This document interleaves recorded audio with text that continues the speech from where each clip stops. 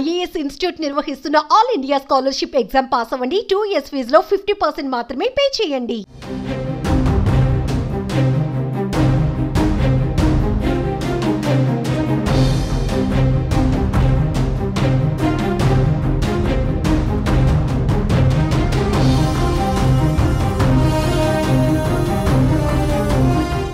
EPF సర్వీసులను బలోపేతం చేసేందుకు ప్రభుత్వం చర్యలు చేపడుతోంది. ఖాతాదారులకు మెరుగైన సేవలు అందించే విధంగా మార్పులు చేస్తోంది. తాజాగా ఖాతాదారులకు మరో గుడ్ న్యూస్ వచ్చింది. క్లైమ్స్ ప్రక్రియను మరింత సులభంగా మారనుంది. వచ్చే ఏడాది జనవరి నుంచి ఏటీఎం ద్వారా డబ్బులు విత్డ్రా చేసుకోవచ్చు.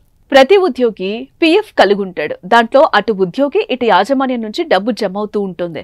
ప్రతి నెల కూడా వేతనం బేసిక్ పే నుంచి 12% పీఎఫ్ అకౌంట్లో జమ చేయాలి. ఇది మొత్తం ఈపీఎఫ్ అకౌంట్లోకే వెళ్తుంది. ఇక యజమాని కూడా 12% చొప్పున యాడ్ చేయాలి. ఇందులో 3% పైగా పీఎఫ్ అకౌంట్లోకి, 8% పైగా ఎంప్లాయీస్ పెన్షన్ స్కీమ్ కు వెళ్తుంది.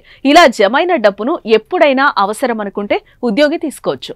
ఇందుకోసం ఓ ప్రాసెస్ ఉంటుంది. ముందుగా ఈపీఎఫ్ఓ వెబ్సైట్ ద్వారా అప్లై చేసుకుని UAN number, bank account number ఇచ్చి క్లెయిమ్ చేసుకుంటే 2 నుంచి 3 వారాల్లో బ్యాంకులో డబ్బులు జమ అవుతాయి. అయితే ఇకపై ఆ బాధ అవసరం లేదు. వచ్చే ఏడాది జనవరి నుంచి ఏటీఎం ద్వారా డబ్బులు విత్డ్రా చేసుకోవచ్చు. పీఎఫ్ విత్డ్రా కోసం కొత్త కార్డ్ జారీ కానుంది. దాని ద్వారా ఏటీఎంల ద్వారా సులభంగా విత్డ్రా చేసుకోవచ్చు. అయితే డిపాజిట్ చేసిన మొత్తంపై 50% విత్డ్రా పరిమితి మాత్రమే ఉంటుంది. ఈ మేరకు కేంద్ర కార్మిక శాఖ కార్యదర్శి సుమితా దావ్రా ఓ ప్రకటనను విడుదల చేశారు. జనవరి 2025 నుంచి ఏటీఎంల ద్వారా చందాదారులు, లబ్ధిదారులు ఈ నగదును సులభంగా పొందవచ్చన్నారు. ప్రతి 2-3 నెలలకు కీలక మార్పులు చేస్తున్నట్లు దావ్రా తెలిపారు. రాబోయే రోజుల్లో కూడా కీలకమైన మార్పులు వస్తాయని చెప్పారు.